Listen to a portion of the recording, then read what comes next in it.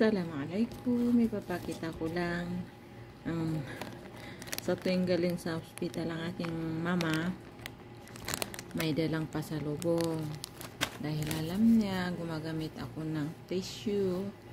Pinampapamunas ko sa kaldero pagka sa mantika pa.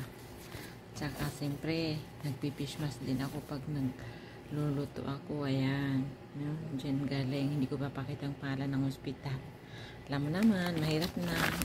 Tsaka ito, gloves, gumagamit ako ng gloves. Ayan yung pismas na isa. Ayan, ganyan ako kaswerte sa aking mga nanay at tatay dito. Naman sa una kong naging amo, maswerte din ako. Kaya sana maswerte din ako sa mga followers, supporters. Thank you sa panonood. Salamat.